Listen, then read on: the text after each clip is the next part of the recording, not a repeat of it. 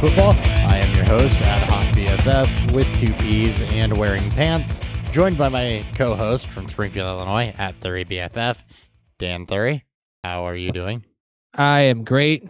Last day of my mini vacation, so I'm a little sad about that. But 3 more days of work, and then we're back right on vacation. Yeehaw. We're recording on a Monday because I had to work Sunday, and then I had to work again today. So, yeah, we're here on a Monday. But thank you all for joining us. Thank you all for putting up with us. Thank you all for being here. As always, you can follow the show on Twitter, Instagram, and Untapped. You can follow us on Facebook and YouTube, Beerfield Fantasy Football. Be sure to subscribe on YouTube because we are going to be doing an increasing number of bonus episodes here over the next 2 weeks. And by increasing, I mean we're going to do one per week, which is 100% increase over an infinite increase over what we're doing now. And then we'll go to 2 weeks for the regular season. But yeah, be sure to check in and subscribe there if you want all the content instead of just what we release on in the podcast world. We do have merch. I'm wearing a t-shirt. If you're watching on YouTube, tune in for that. Send us a DM. We are attending the Midwest FF Expo. Promo code BEER. That is going down next weekend in Canton, Ohio, if you want to come hang out with us. See the Pro Football Hall of Fame. Catch us on podcast stage, which just reminds me I've got to prep for that at some point too. Right. Yeah, be sure to check that out. We have a listener league that we're trying to put together, so be sure to send us a screenshot of you subscribed on YouTube for an entry into that drawing. 12-team IDP there. I think that covers everything, at least in a nutshell. Let's go ahead and get into what's fueling us today and get into the pile of news after that. What's fueling Beerfield?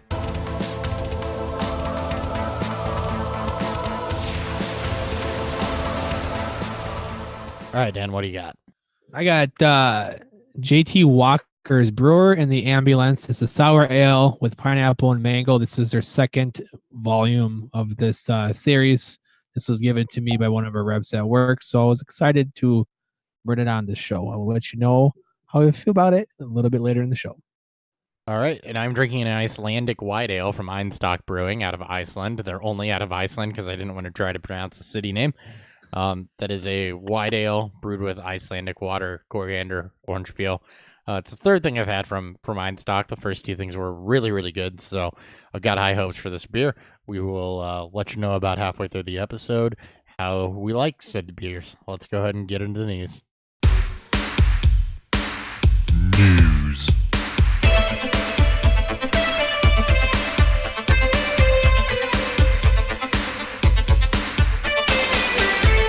All right, starting off, the news was prepped by Dan Thury this week, given my other endeavors. So thank you, Dan. And if anything got missed, that is at Thury BFF on Twitter. Starting it off, Duke Johnson was traded from the Browns to the Texans for a conditional 4th that could turn into a 3rd if Johnson's active for 10 games. They did just cut down to 4 men, 2. Lamar Miller not that involved in the passing game. So 2 narratives I think you can spin here. You can spin it as either they're going to involve him in Duke Johnson a ton in the passing game. That's going to be another facet to their offense. Or how much value does Duke Johnson have because they didn't really involve the passing game with the running backs last year? Yeah, I mean, with Kuti getting injured during their preseason game, that could free up some of the slot and some of the short yardage off the line type of work. This is also the first running back they've really had that could be a pretty valuable asset in the passing game going out of the backfield. I know you'll look at to what targets that the running backs have gotten since Watson has taken over, and the percentage of targets that they've gotten has been fairly low. I think Watson was lowest in the league last year at just 12%. I do expect that to increase. Johnson's also dealing, or he's still battling and recovering from a hamstring injury that he suffered at some point this offseason. So it's a we'll see. I did bump him up a bit, but he's got an easier path to carries. He does. And he's a great dynasty buy. Lamar Miller is a free agent after this season, and Duke's got a pretty healthy, or he's got a pretty favorable contract. I think he's signed through 2021. So you could be looking at Houston's running back of the future. Gotcha.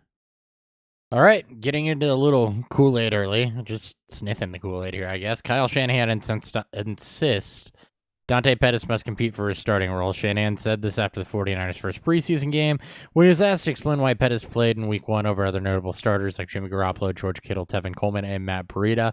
Seems Pettis doesn't have a clear shot to starting anymore, so do you fade him or does this not matter? To me, it doesn't matter. I'm not reading too much into this. I mean, you named a tight end, a quarterback, and 2 running backs, so it's not like they were necessarily sticking other wide receivers in front of him. You know, you're high on Pettis. It's because you believe in the talent. You believe in what he did last year. He may have to compete for that job, but you obviously have a certain amount of faith that he can continue that and do that on a wider scale. Otherwise, you don't have him that high in the first place. Yeah, I mean, I dropped him a little bit. I wasn't super. I mean, I was higher on him, but I think I was still about middle of the pack compared to most experts or quote unquote experts out there. I know someone posted the targets that's been received throughout training camp for the Niners, and Pettis was at top of that. He was tied with Kittle and Trent Taylor.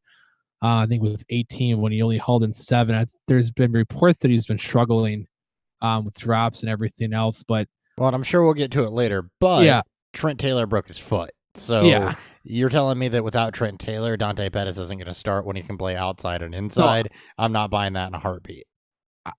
I totally think he starts. It's just whether or not he can separate himself enough to command the majority of the targets going out there when he has to compete against all their players. Well, we already expected Kittle to demand the majority of the targets, and who else is going to do it?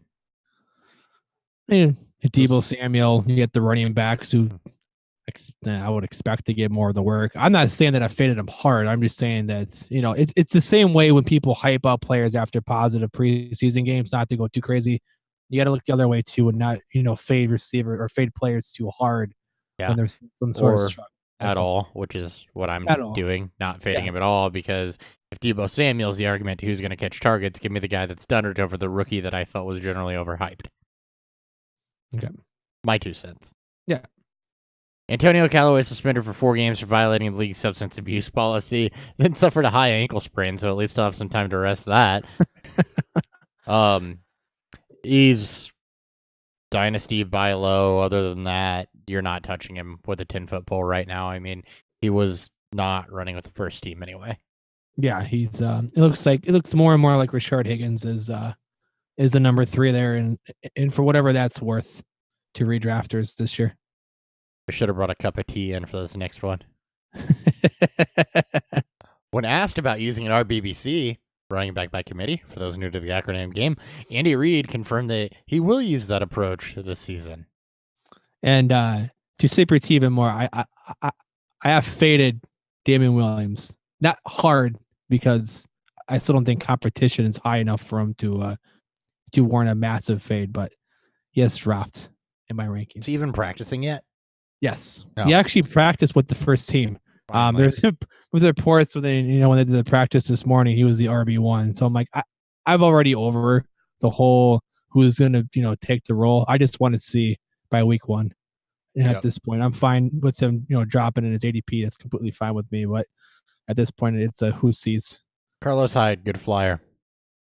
Or I guess Darwin Williams, if everyone's buying into that. Also Darwin Thompson. All right, I mean Darwin Thompson, excuse me. What? Darwin Williams, Darrell Williams, Damian Williams, they're all the whatever. Speaking on SiriusXM, Leonard Fournette said he dedicated himself to getting in better shape this offseason while also addressing issues in his personal life. He put an emphasis on eating better and getting rid of the bad people in his life. So unless the bad people in his life were putting him in ankle locks every day, I don't really see. Yeah, you get it. Yeah, I know. It's nice to finally hear some positive news on Fournette when I think he's been shit on for most of this offseason. He has been, but for as good as he's been before he's gotten hurt, the bumps and bruises and ankle injuries and everything he's dealt with, I mean, I get, eating better and getting in better shape might help that some, but if you had a sour taste in your mouth, this ain't going to help that sour taste in your mouth. Very true. This should have been in the LOL news. Dak Prescott reportedly turned down $30 million per year and is seeking $40 million per year to be the highest paid quarterback in the NFL. Yeah, I should have. But I think it's can't pretty take that nuts serious- that he's. Can't I take think- it seriously. No. All right. Moving on to the roster news. Colts signed running back Deonta Foreman. Okay. Yeah, he's going to It- compete with Jordan Wilkins as Marlon Mack's backup. Yep, can't body. Jay Gruden said Dwayne Haskins is still chasing Colt McCoy and Case Keenum, but it's time to catch them. That's not exactly a glowing review that, well, you're chasing Colt McCoy and Case Keenum. Yeah. Do we care about Redskins quarterbacks for redraft? No. No, not at all. All right, cool. Glad we're on the same page. Same with this next one too. Drew Lock has officially surpassed Kevin Hogan as Denver's number 2 quarterback after taking all the second team reps at Sunday's practice. Good for you, Drew Lock. You should have done that. Yay. I don't even want to try. Vikings traded a 2025th round for Ravens kicker Kare Vedvik. I don't know if that's right or not. Vedvik Vedvik? is right.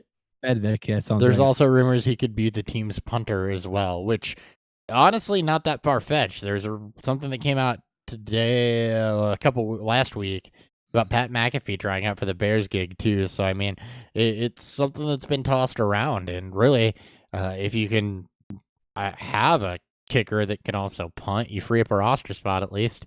Dan Bailey is gone, and just hope this works out better than the. Well, Dan Bailey's still there. Well, I think he should be Zimmer gone. did come out and said there's reports that they come out, I guess, earlier today, that he could be there just to be their punter and then have him used for the higher or for the longer kicks and then on kickoffs. So Ravens have had success with good kickers in the past year. So I think as a Vikings fan, I wanted to put some positive news on what has been a terrible position for us. Could just yeah. I just don't know that you trade a 5th round pick for, I don't know. for somebody trade up that in the if you're second not round, willing to draft- get rid of your 75% field goal kicker. Yeah. I mean, I'm all for them getting rid of Dan Bailey. We'll see. It's not a good sign. No, it's not. Oh, the Browns signed Reefer Gathers. I didn't even know he still wasn't on the Cowboys. I don't think. That's yeah, good. Brian signed former Cowboys preseason legend. Very good man. Jaguars released Benny Cunningham with an injury settlement, so that dream's dead. Nobody to back up Leonard Fournette. Alfred Blue, right? No. Like, Yes. Blue And and Rawls. Rawls and yeah, Rawls, yeah. Things I don't care. things I don't care about. On to the injury news. Paris Campbell remains sidelined with a hamstring injury. Drink. It's kept him on the sideline for 2 weeks. He suffered a setback during Sunday's practice. That's not good news. No, especially for these wide receivers that need to use these hamstrings to get up to full speed. It's Well, and there's opportunity there, and Deion Kane's Yes, been well- tearing up camp, and you bring in Devin Funchess. Campbell was competing for a spot, and now as a rookie, you can't compete in training camp. You got a lot of work to do to try to earn that in season. yeah. So this is a watch and see what happens as the next 3 weeks unfold. Reem Mostert's in the concussion protocol. Trent Taylor suffered a Jones fracture in his foot. 49ers coach Kyle Shanahan said there's hope Taylor will be ready by week 1. I think that's a rush for a foot injury on a wide receiver. Yeah, it sounds like it's not as major as it was meant out to be, but again, for a guy who's had a really good camp for them, I guess it sucks for them. But just throw in, I guess, Jalen Hurd at this point, whoever their other slot guy would be, Yeah. Debo or whatever. The Athletics' Matt Barrows projects Jerick McKinnon to open the 2019 season. 2019 season on IR. Moving McKinnon to IR to open up a roster spot, but he's unavailable for 8 games. Sounds like he's doing the Cam Meredith thing with his knee. Go out, Yeah. get paid, don't recover. He got really paid too. He did. Yeah, it's not good for him, and I'm trying to get a main majority share of this offense. The fact that he's going to likely be put on IR and miss that amount of time, especially if they need somebody else to come off of that. So McKinnon may never really play a snap for the Niners before he leaves and moves on to another team. Matt Breida is now the 49ers back I want. Breida, yeah. Yeah. I expect Coleman's. I expect his ADP to rise. I mean, I expect it from Breida, but he'll still be the better value. Yeah, I think Burrito's going to be the better value. I don't think Coleman's going to be 100% featured. Like, give me Burrito all day. Yeah. He's also Burrito, when he was featured, was way more efficient than Coleman when he was featured, too. Yeah, that's very true. Burrito all the way. Cardinals activated tight end Charles Clay from the active pup list. Okay. That's it. We've heard more about Charles Clay this offseason than we did all last year. I feel like we've hit our Charles Clay quota twice. We doubled the number of times we had to say his name during the season last year. ESB left Sunday's practice with a knee injury, per Tom Silverstein via Twitter. Guess no word on severity there. Yep. AJ Brown returned to practice after being sidelined for the bulk of training camp with a hamstring injury, so that's good, I guess. Watch for the hype train if it ever shows up. If it ever shows up. At least for redraft. Theo Riddick will miss 6 to 8 weeks with a fractured shoulder. Sounds like you won't need surgery, but yeah, no Riddick in Denver, so much for that thought. Yeah, right. Vic Fangio expects Emmanuel Sanders to play at some point in the preseason. He's recovering from an Achilles injury. If he was anything less than 100%, I don't think that's something you risk.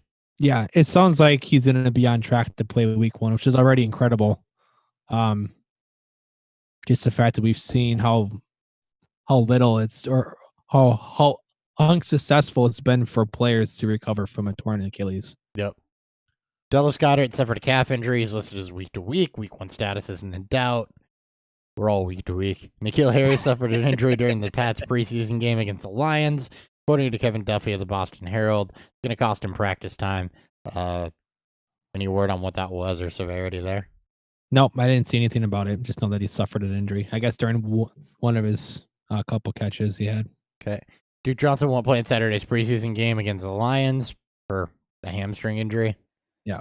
Amari Cooper's missed the last few practices with a heel injury. May not play in Saturday's preseason game. Monitor that. Kiki Kuti left Thursday's preseason game with a right-left injury. Yeah. Can you please tell me what a right-left injury is? Right leg injury that later became an ankle injury. Damn right-left injury.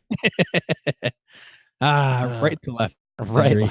It was later reported by Ian Rappaport via Twitter that it was an ankle injury, but not a major one. So it went from a right-left injury to an ankle injury. Yeah.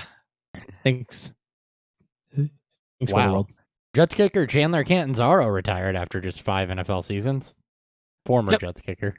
Former Jets. And Rashard Matthews is retiring from the NFL after his release from the Saints. So unceremoniously released from the Titans, never recovered.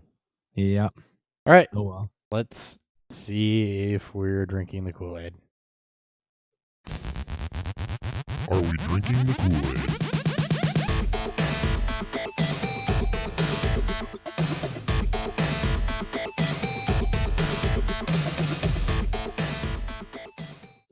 Pete Carroll said Chris Carson will catch the ball more this year for sure. I love this because it was so blunt. But yes, I'm buying this. Mike Davis is, I think, left 35 targets. Yeah, I'm buying it. Yeah. There's been a lot of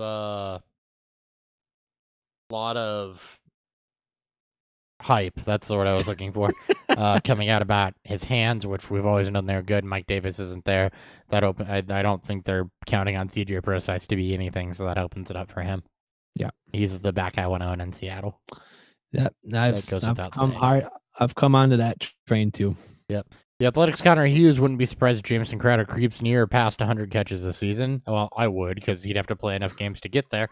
But right. I do think he'll be a valuable piece. I almost put this into the Laugh Out Loud segment, but I figured it was just enough of the Kool-Aid portion of the segment that would make sense. 100 catches, no. Potentially a viable starter some weeks in the same way that Adam Humphries has been a viable starter some weeks. Sure.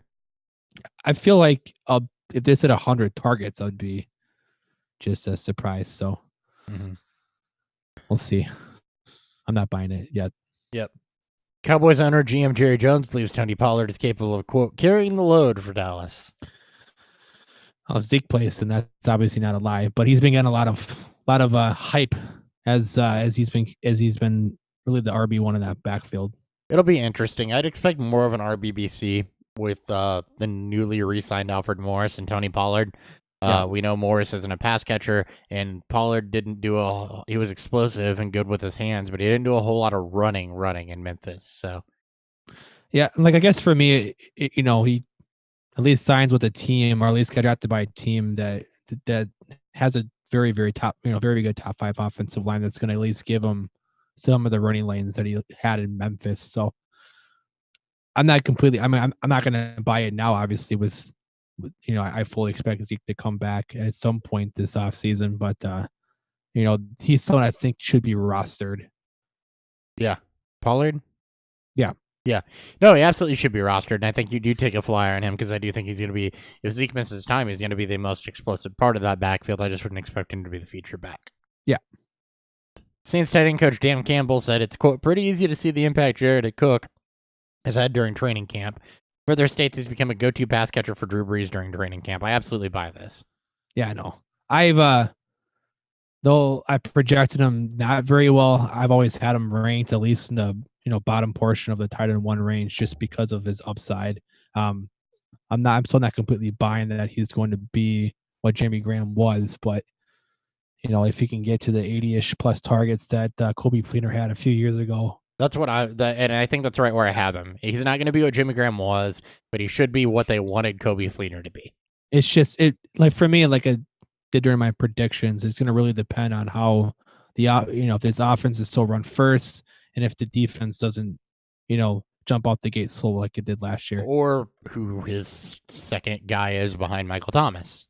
Yeah, and Alvin Kamara, I guess third behind Thomas and Kamara, because I think that through projections you were banking on Tre'Quan Smith, and I was banking on Jared Cook. Yeah, so we'll see if the number 3 target has. I mean, with Cook, he should have value if he's a number 3. It's just because of the position. Yes, because of the position. That's correct. According to Yahoo's Therese Paylor, is that right? Yeah, that's right. Therese Paylor. The Lions see Danny Amendola as the candidate to replace Golden Tate as a safety blanket for Matthew Stafford. That's pretty obvious. Yeah. Therese Paylor, okay. I think you're just screwing with me. Goes on to also state TJ Hawkinson will likely begin the year as Lions tight end 2 behind Jesse James. This makes no sense to me. This is speaking of the TJ Hawkinson part, just because he's been running with the ones. Yeah, exactly. Why is Jesse James still a thing or trying to be a thing? So I don't trust a reporter that doesn't know his own name. Moving on.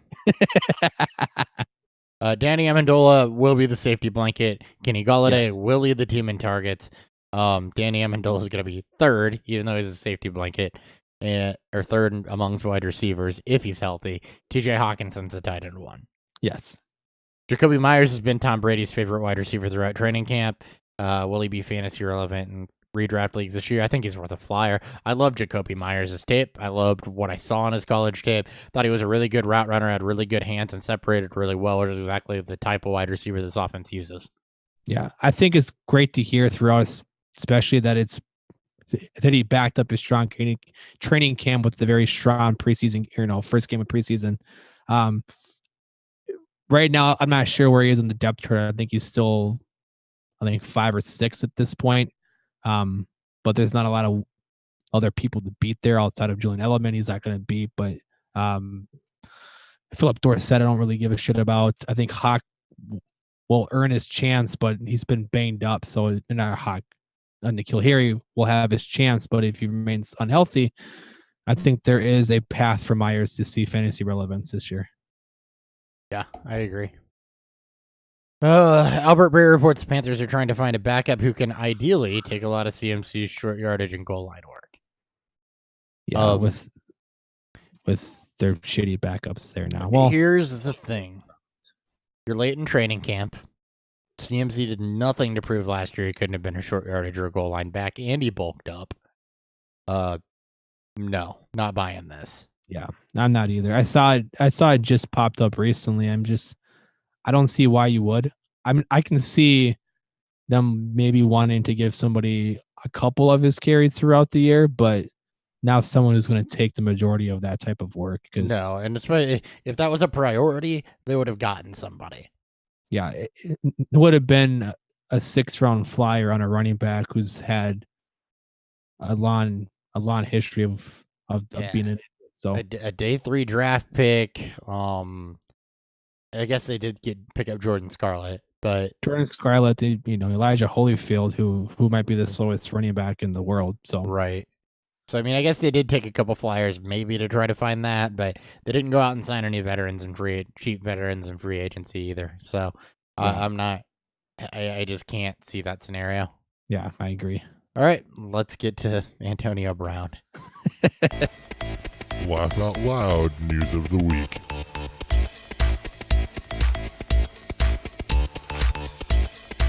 Lot to unpack here with Antonio Brown.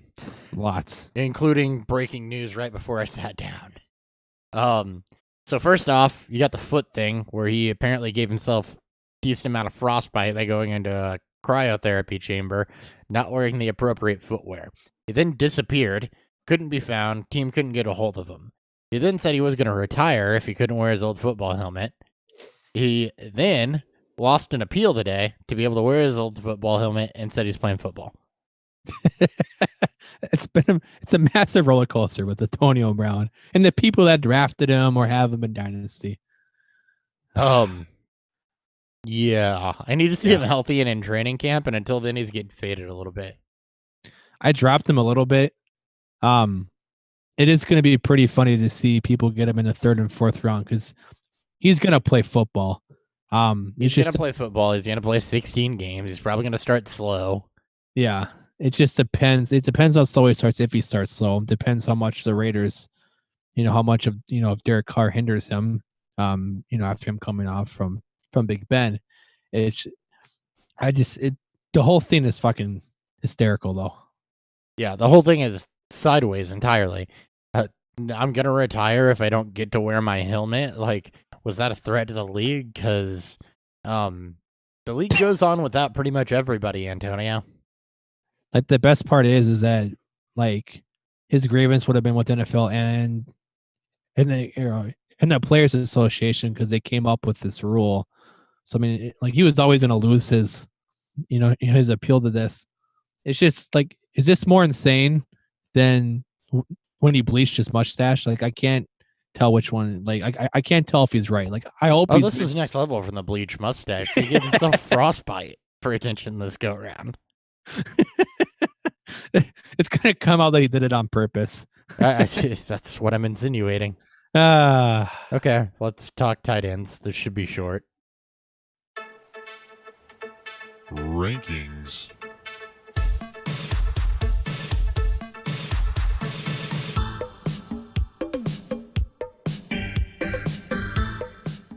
All right, starting off with Travis Kelce, he's pretty obviously the tight end 1. The only question with Kelce is how high do you take him? Mid-second, I think it's where it's at. I think his ADP is mid. I think it's gotta be around 205, 206 at this point. It's probably I don't target honestly. it that high, but it's the same thing it's the same Gronk argument from a few years ago. It's, do you want the guy that's likely going to finish number 1 at his position? Right, because in here, depending on what wide receivers are going around him, I mean, he's going to be number 1 at his position. That's a good thing. Yep. The flip side of that coin is that it is going to be like having another top 15 wide receiver. The other side of that coin is that there's only 3 guys that are really separate from the junk that's going to be on other teams. I don't want to say junk, but from the mass of people that are going to be really, really close. So you're going to have 9 other teams that if you wait until the end of the draft are on an even playing field with at tight end. All right, so I pulled up Football Calcs. In half-point PPR, his ADP is 206. Receivers going around him, Juju at the 204, Mike Evans at the 208, Keenan Allen at the 211, and then Antonio Brown at the 212. Juju and Evans, I definitely went ahead of him. Yeah, I can see if you want to go over Keenan Allen, but he's probably about right, honestly. I think that ADP is right for him. I think it's spot on. I think it didn't drop much, even when Tyreek Hill, beat a suspension. It should, play a full 16. So I expect him to still be of Yeah. normal Travis Kelce from last year. Yep, I agree. If you take him in the second, nobody's going to fault you. Just know that you're really only, I mean, you're gaining an advantage at that position. You're passing up on a wide receiver at that position. You could argue it either way. I don't think either way is necessarily right or wrong here. I agree. Moving on to the likely elite, but just a sliver of what if there. Zach Ertz, he always seems to miss a game, and you gotta wonder if Goddard's gonna have an expanded role in George Kittle. He's got, the rapport with Garoppolo, and you bring in a better wide receiver core around him. I think Kittle is the less likely to regress than Ertz. I think Kittle's regression will come with his efficiency and then just a massive yards after the catch that he had, but his touchdowns should come up with a better quarterback with Garoppolo. Just a better overall offense should lead to more opportunity to score. And then coupled with the wide receivers getting hurt, some of the struggles from on top of the depth chart. I did bump Kittle ahead of Ertz, but to them it's whoever you want at that point. I do believe that Ertz may see some regression, but the Eagles run the most 2 tight end sets, so Ertz is still going to be on the field even if Goddard has an expanded role. Yeah, what are their ADPs at? All right. Right on top of each other, 309 and 310. Ertz is 39. Kittle is 310. Other receivers around him, Cooper at the 307, Diggs at the 311, Julian Edelman at the 403, and then the pair of Rams receivers and Cooks and Woods at the 406, 407. That's all fair, I think. Yeah, I think if you're going to attack the top 3 tight ends, which is the only time you should draft them early, is those top 3 tight ends. I think their ADP is a bit high, but if you want to have one of the elite guys at their position, you're going to have to pay a little bit more for them. Yeah, this next year is the one that I'm expecting to be more high than anything, because this seems to be the 3 that everybody is high on, and it's I actually put the name on it is one of them is probably going to be elite, but all are going to be overdrafted. I do love that title, because it's true. You got Hunter Henry, who you're looking at a potential bounce back season from. It feels like it's been forever since we've seen Hunter Henry. He missed all of last season. We know he's good. He hasn't had a full season yet to really prove it with that Antonio Gates there. You've got Evan Ingram, there's a ton of wide receiver problems. He's had a problem staying healthy. You have Noah Beckham, but he figures to see a ton of target volume and probably function more as a wide receiver that tends to lead to production. And then you have OJ Howard, who's just in an offense where there's going to be a ton of people that got to be fed. Granted, bad defense, but Cameron Brate fell off the wagon last year, but you've got a new coach in there. So who knows how OJ Howard's going to be used in that group of offensive players. If you're asking me which one I want to take a shot at, probably Evan Ingram, just based on face value. But I think Hunter Henry is at least somewhat of a forgotten man. Yeah. So here's the ADPs. OJ Howard's 507, Evan Ingram's 512, and Hunter Henry is 605. They're the next 3 up after the big 3. I bumped Evan Ingram up. I just think he's going to see a lot more of the line of scrimmage type of targets. He's still going to see, I think, some more outside targets. Just with the loss of everything that's around him, as you just mentioned with the wide receivers, I think he's the safest of the 3. You saw the type of volume that he got in his rookie season when they lost OBJ early on, when they didn't really have anybody else to throw to, because Sterling Shepard was on and off healthy that entire year. Howard is the biggest, or has the biggest ceiling, just given where his offense should be. But like you said, there's a lot of targets that have to go around, and you have to feed what is probably the biggest breakout candidate in Chris Godwin, on top of feeding Mike Evans and giving him his targets to to munch on. Henry is really the big wild card here, though, because there's a lot of targets to go around. It's just whether or not that offense is going to be more balanced like it was last year, or if Gordon's out in terms of sitting and not playing because he hasn't been paid. If the Chargers do go more pass heavy, Hunter Henry could be a big boost to that. Yeah, and this is the riskiest place you can take a tight end, is round 5 or 6. It's always a big debate, and this is the area where I don't want to take one, because it's either gonna pay off, and you're gonna with these 3 especially, it's gonna pay off, and you're gonna get a guy at that ADP probably 2 rounds later than what he's gonna perform at, or it's not going to pay off, and you could have waited until around 8 to 10. It's gonna, it's a bit It's too the early biggest for dice all. roll here. It is, because there's still quality, receivers around them and just other players around. I'm not going to name a bunch of them off because there's some wide receiver ones on teams on, going around that market, and just breakout guys as well. That may, pay off in terms of value more than these tight ends. Yep. Take them late. So these are the guys that I'm probably going to sit kind of in my target area this tier and the next tier. Is tight ends. I'm probably going to try to grab one of, and maybe two, depending, and play matchups. Austin Hooper, he had a bit of an emergence last season. I think you and I both expect that to kind of continue. Yep. Eric Ebron, Doyle's coming back, and Ebron was a bit TD dependent, so probably out on that again, although he should see a decent amount of touchdowns, barring an emergence from Devin Funchess.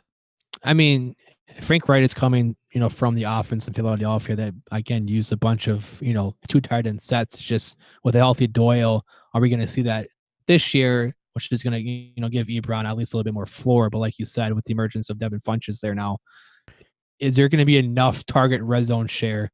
Touchdowns are fluky. Yeah, touchdowns are very fluky. And when you didn't get them, even with Doyle hurt, he was still at times a bit too touchdown dependent.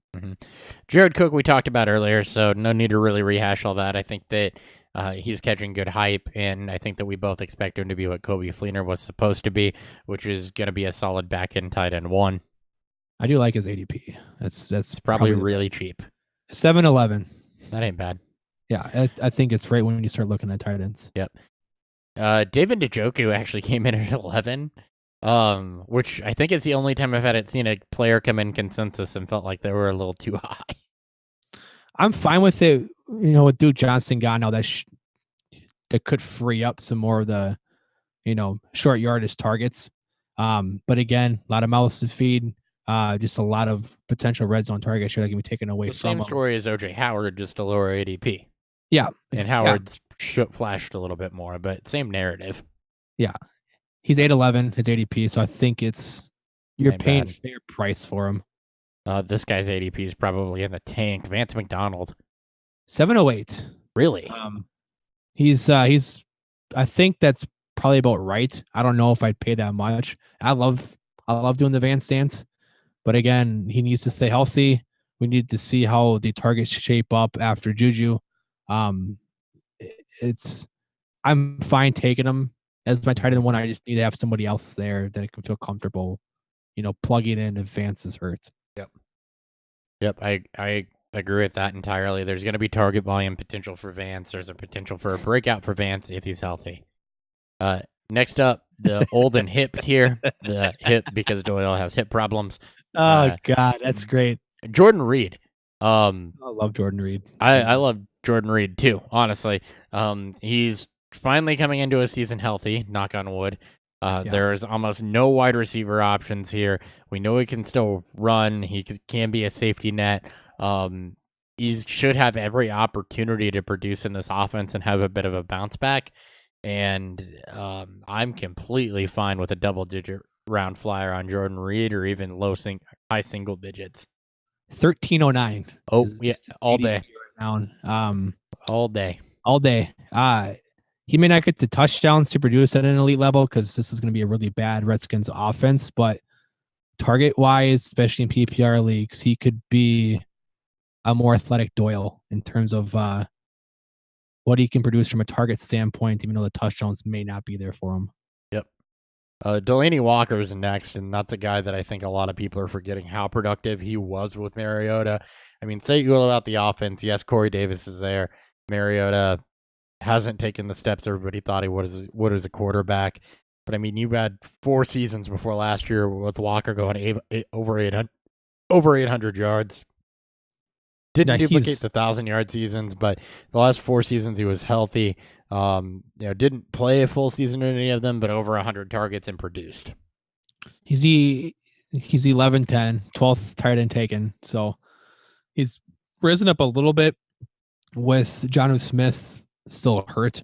I think he did get active off of the active PUP list, I think. But this is still his offense. Corey Davis has been banged up throughout. It feels like every year, and he, like you said, he's been Mariota's safety blanket since he came into the league. Yeah. Yep, so it has been. All right, Jack Doyle. We kind of talked about him a little bit. Just go back to the Eric Ebron discussion, really. Yep. Kyle Rudolph. And the question here is going to be, can he turn in a good year? And I don't know if I'm willing to bet on it. I mean, I like Kyle Rudolph. I want him to succeed, but at that point, I just don't know if I can pull the trigger on him over some of the guys below him. He's basically free. He's not on the ADP list. There's 18 tight ends that have been listed here, so you're getting them for free. I think he could have some safety to him. The offense I do expect to be better this year. A better offensive line should produce a little bit more consistently, but with the emergence of Irv Smith there, if they want to use multi-tight end sense like they've been talking about, he could see something. But the fact that there's no number 3 receiver that's emerged, Rudolph should probably be aligned in that 4 to 6 target range, maybe a little bit higher. Not enough, ceiling to be, sexy, but he could give you some floor weeks. Right. All right, let's hit a beer review and then finish this off. The super exciting portion of tight end. Ooh. Beer review.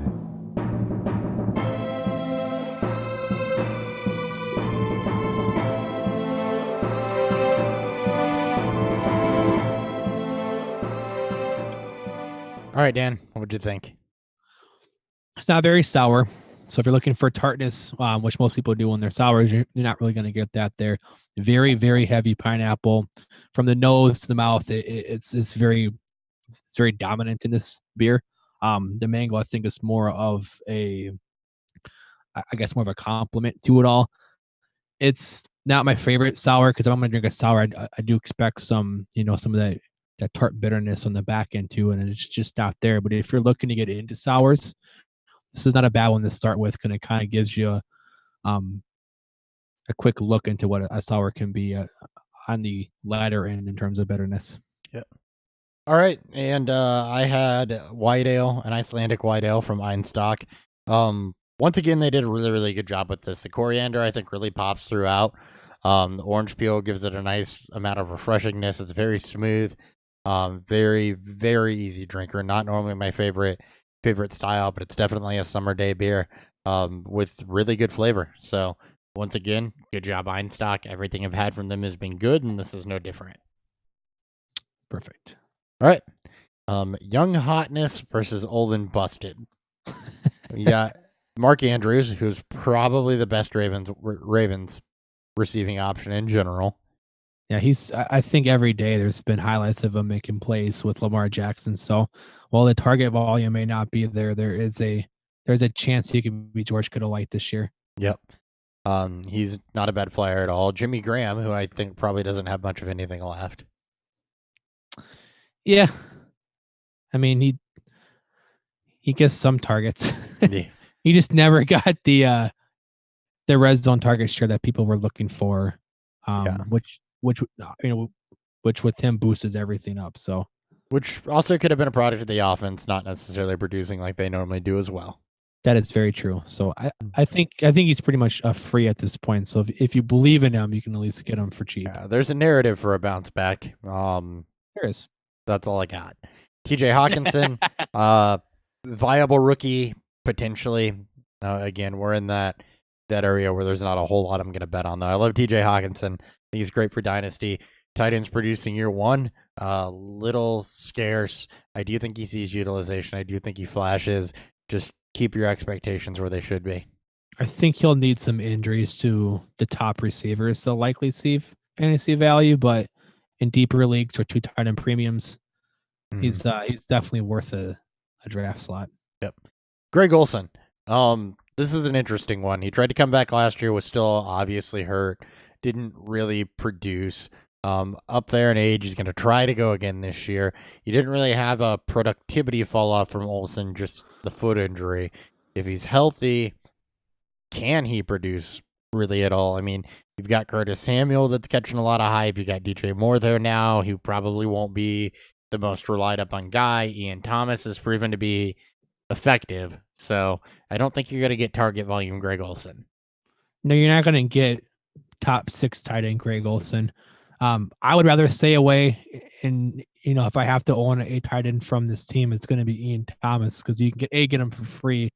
And I think he's probably the better option in terms of producing. I know Greg Olsen is going to get the work, but it's just whether or not we're going to get much out of that. And if Olsen does re-injure his foot or has one other, injuries that he's accrued, I would rather take the upside on Ian Thompson.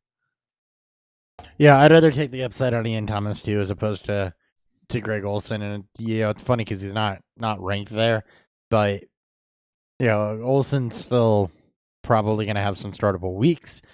I just don't think that you can rely on it. Yeah. The don't forget us tier before we start making dart throws. Chris Herndon. You do not stash Chris Herndon when he comes back from suspension. You go try to pick him up. We are predicting him to have a breakout. The only reason he's down here is because he's suspended for 4 games. Yeah, you treat him like ASJ from a few years ago. Yep. Trey Burton, probably finally ranked where he should be. The offense needs to take a step. He's got to show that he can beat out Allen Robinson and Tariq Cohen and Anthony Miller for targets.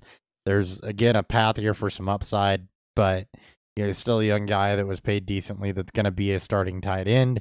But last year left a bad taste in a lot of mouths after all that hype that he never lived up to.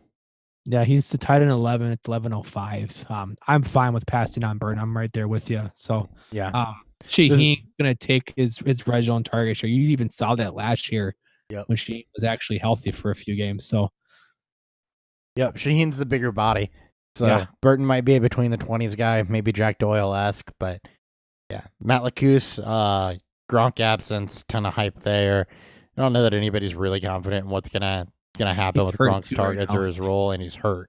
So yeah, who knows? I think we're finally going to see the true colors of this of New England tight ends, whose name isn't Gronk. So I'm not buying into the fact that just because a tight end produces his offense doesn't mean they're going to actually keep producing. Yeah, and we've seen that time and time again too. Yeah. So see Dwayne Allen a couple years ago when he put up a goose egg. So right, everybody that was supposed to be the next Aaron Hernandez that never unfolded. Yeah, exactly. Yep. All right, and speaking of injuries, Tyler Eifert rounds out the top 24. I mean, he's Jordan Reed light. Just got to stay healthy, and I think there's a little bit of upside, especially with no AJ Green for and the first part of the season. There's a bad offense. Who knows if he's going to have a whole lot of touchdown upside, but at least we've seen it from Eifert. Yep. All right, moving on to the if you end up here, you dumb most likely fucked up tier. I'm going to read them off 5 at a time, just if there's anybody you want to talk about, go. 25, Noah Fant. 26, Jordan Thomas. 27, Jason Witten. 28, Dallas Goedert. 29, Mike Gesicki. 30, Darren Waller. I like Jordan Thomas, especially with Cootie's potential injury. He flashed a little bit last year. And tight ends, there's got to be a tight end there that can be somewhat valuable. Yep, Jordan Thomas is also the one that I'm on here. Outside of Jordan Thomas, who your take I completely agree with, Dallas Goedert, we talked about him earlier. You should see some touchdown upside and some more flashes out of him this year. Mike Gesicki, you're looking for him to just be noticeable in year 2 in a different offense. Darren Waller getting a ton of hype. Don't buy that. Yeah, especially I think his hype is because of AB's absence. So, yeah.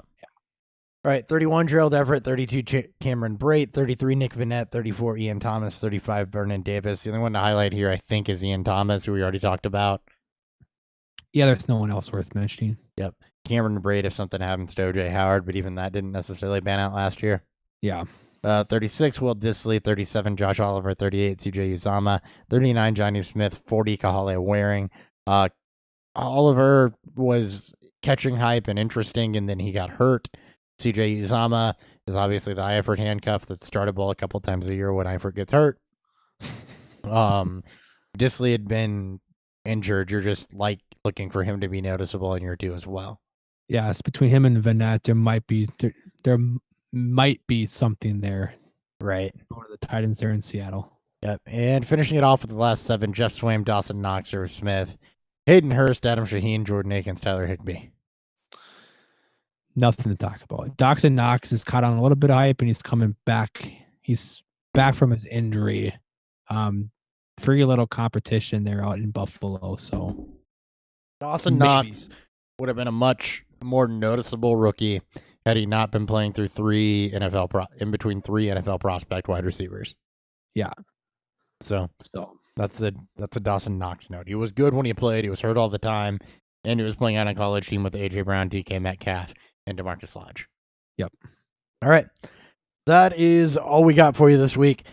Be sure to tune in next week and like and subscribe on YouTube at Beerfield Fantasy Football for the bonus episodes. Next episode, we're going to be doing a adjustment of all the rankings we just went through. We'll tell you who's rising up for us, who's sliding down for us. We'll have to figure out where and when and how we're doing that because we'll be on the road. At the Midwest FF Expo. We'll be doing some live content there. If you're in the area, you want to get away, promo code beer, save yourself $5. And yeah, that's all I got. Anything, Dan? no, you hit it all. Okay. Thank you guys for tuning in. We'll catch you next week here on the super energetic Monday episode of Beerfield Fantasy Football. Bye. Yeah.